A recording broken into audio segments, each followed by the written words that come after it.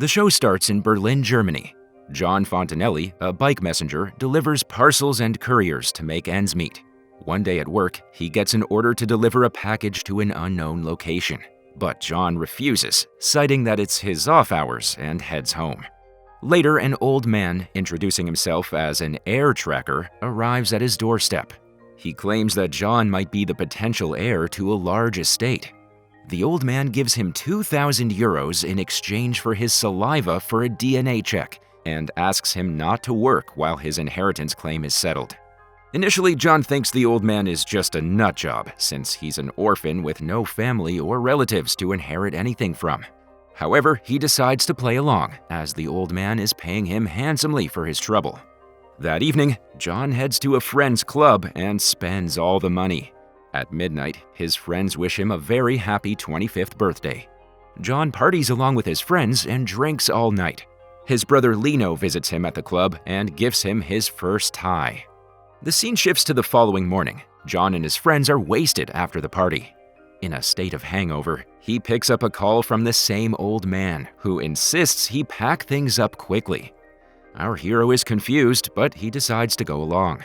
Moments later, the old man arrives at the doorstep and urges John to come along with him. Marvin, John's best friend, is concerned about the old man. He jokingly tells John that he might be kidnapped or murdered. However, John brushes him off and says that he could give it a chance because he has nothing to lose. Soon after, he's whisked away on a private flight to Florence and escorted by heavy security. In Florence, he's greeted by Signore Vacchi and his granddaughter, Franca Vacchi, the caretakers of the largest mansion in the city. Signore Vacchi's family has been working in Florence as lawyers and asset managers for generations. John insists that there's been a misunderstanding and that they have the wrong person. However, Signore Vacchi explains that John is a descendant of Giacomo Fontanelli, a powerful man who lived 500 years ago. Fontanelli has left a will stating that his entire fortune would go to his youngest male descendant. This revelation makes John the heir to the world's richest inheritance. However, this wealth comes with certain rules and tasks that John must use for the good of society. Signore Vacchi reveals that Fontanelli had a prophecy about 500 years into the future, envisioning a world deprived of hope. In his dreams, he also encountered a god who advised him to leave all his wealth to his youngest male descendant on the 500th anniversary of his dream, which just turns out to be on John's 25th birthday. This male heir would be responsible for restoring hope to the people. John also learns that there are two in line after him, Kenji Takahashi and Luke Fontanelli. He eventually accepts his inheritance after coming to terms with the fact that he is now the richest man in the world. Franca Vacchi instructs him to wait in the mansion until the will is read. The following day, John is escorted to an office where he's granted citizenship of Italy. Later, Franca's uncle, Gregorio Vacchi, visits John when he is preparing dinner in his private kitchen. Gregorio talks about his family's business and their influence around the world. However, he is completely different from the rest of his family members because he believes money is the utmost need that can solve everything. The following morning, he takes John to the hillside for a little excursion. During this time, Michela, a woman working in security, approaches John in private and tells him that the Vacchis are not revealing everything to John. She reveals an accident that took place in the same spot which the Vacchis tried to cover up. She insists John meet her for the next day at the same spot. They soon return to the mansion while John remains speechless because of what he just heard. Curious, our hero sneaks out early in the morning on a bicycle and reaches the spot. He climbs down the cliff with the help of a rope and discovers a crashed car. He finds an ID named Lorenzo Fontanelli inside it. Just then, Michela arrives at the scene riding a bike. She claims to be the sister of Lorenzo Fontanelli, the last person supposed to inherit the trillion-dollar fortune. She also reveals that she saved her life by changing her identity, but sadly, she couldn't save her brother. She believes the Vacchis are behind this and that they are trying to gain the wealth of the Fontanellis. John is stunned by the discovery and is determined to find out the truth. Michela then insists he give her the names of the successors after him. John only remembers Kenji Takahashi from Osaka, who is 3 days older than him. Suddenly, Michela attacks him from the back, injecting him with a substance. John soon loses consciousness while Michela talks over the phone with someone confirming that their target is down. She also informs them about Kenji Takahashi. It turns out that Michela has lied about her identity and is actually working for someone who is eliminating all the descendants to gain control of the fortune. John later wakes up in a rundown apartment that is used as a secret base by Michela's people. As he's tied to a chair, a man scans his full face and body. It turns out that they're attempting to create a fake video of John committing suicide by stepping onto train tracks. As the video is uploaded to the social media platform, Michela covers his face with a sack and leaves the room.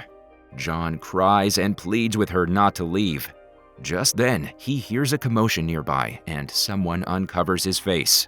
He then sees Michela dead right in front of him. It turns out that John's security has tracked him down using a location tracker and killed most of the enemy's men.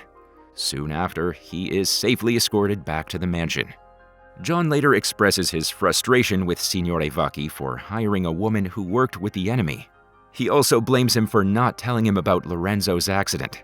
Signore Vacchi chats with John privately and tells him that the kidnapping demonstrates that those who want him dead have the means and willingness to act.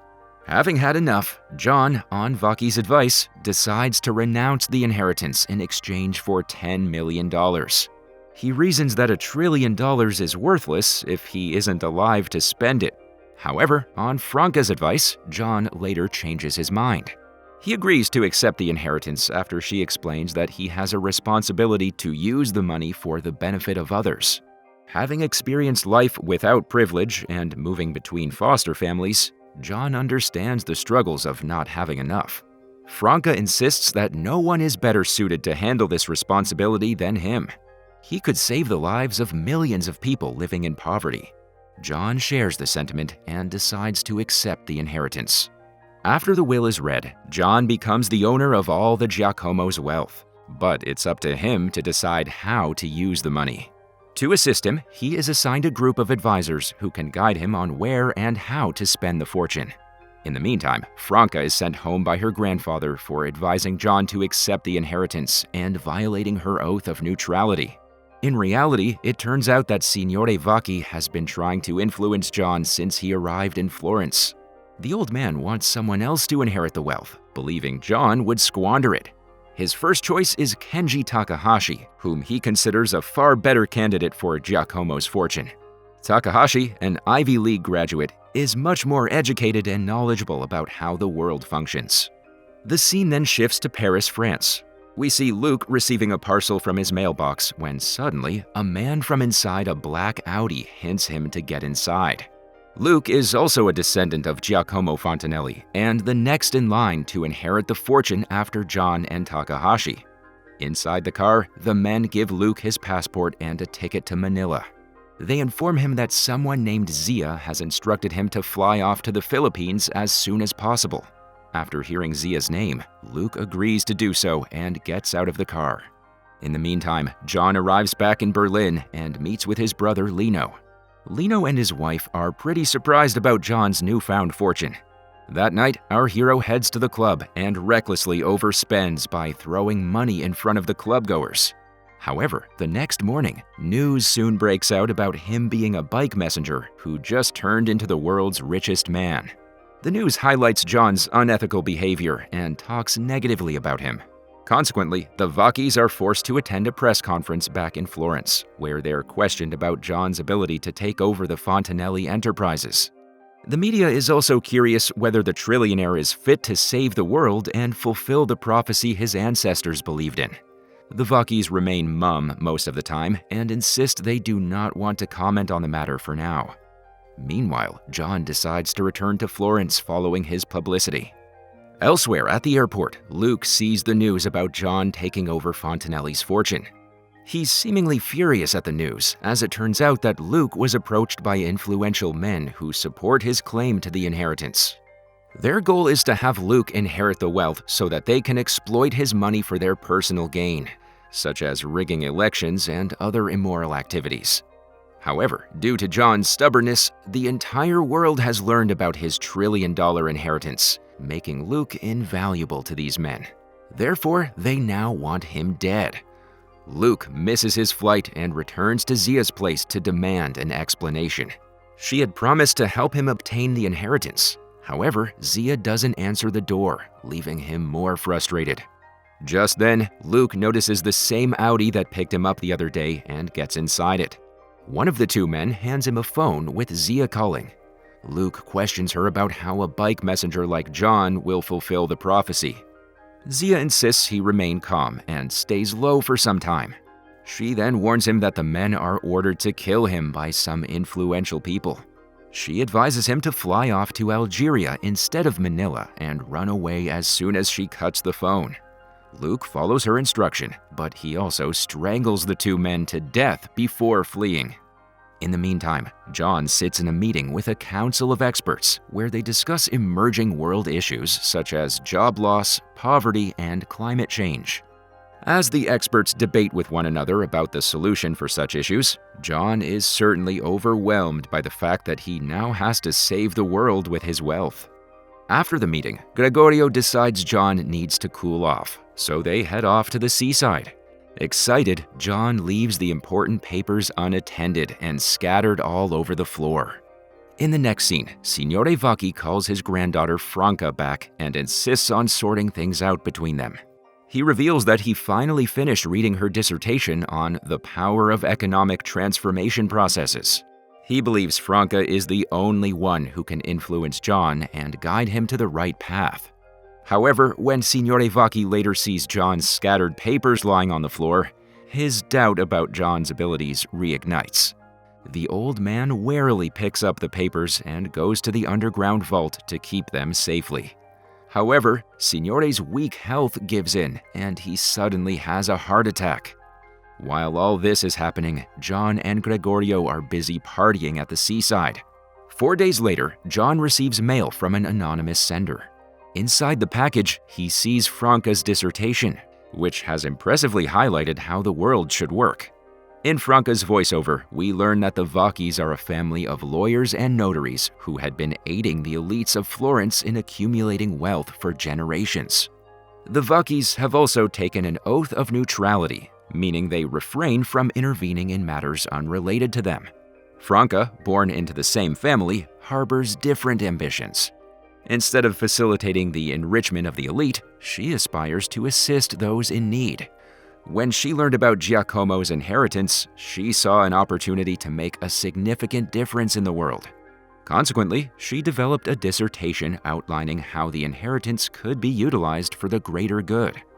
That afternoon, John attends Signore Vacchi's funeral and tries to talk to Franca. She learns that her grandfather mailed her dissertation to John just before his passing. John insists she helps him in saving the world with his inheritance. It turns out that Franca had already realized that even if John were to feed the entire world, it wouldn't fundamentally change global issues. The problems were systematic and required a more comprehensive approach. Merely donating vast sums of money to impoverished countries would likely only fill the pockets of corrupt politicians. To truly enact change on a global scale, John needed to exert control over the world economy and the flow of money. It was this realization that inspired her activist hedge fund concept, a strategic and sophisticated plan to gain control of key companies worldwide. However, she had initially abandoned the idea when Signore Vacchi reminded her that John was supposed to develop his own solutions. But when she learned that her grandfather, in his moments, recognized the potential of her plan and sent her dissertation to John before his passing, Franca decides that she needs to implement her strategy. As a result, she agrees to assist John once more. Upon her agreement, John promptly purchases an abandoned power plant and transforms it into his headquarters.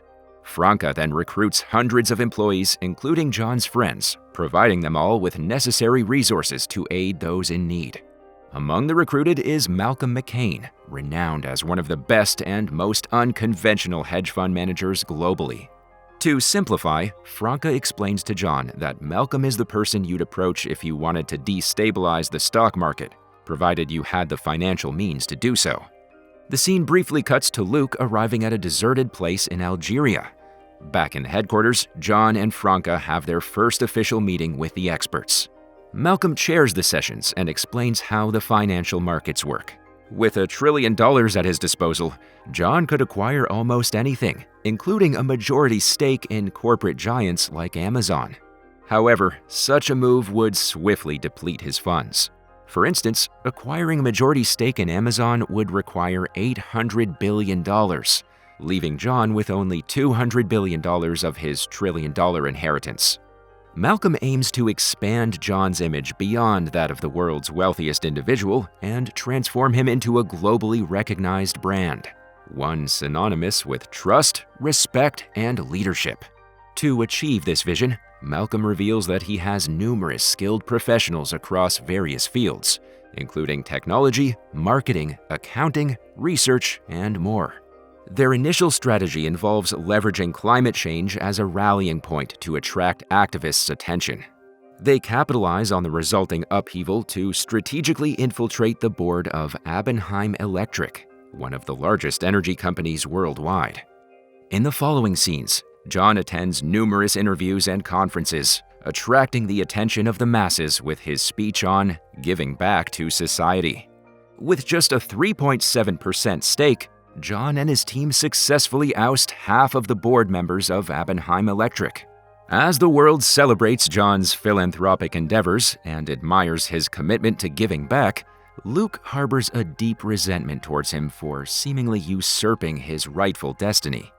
We learn that Luke spent his life feeling like an aimless orphan and wanderer until he met Zia, who showed him that he was destined for greater things.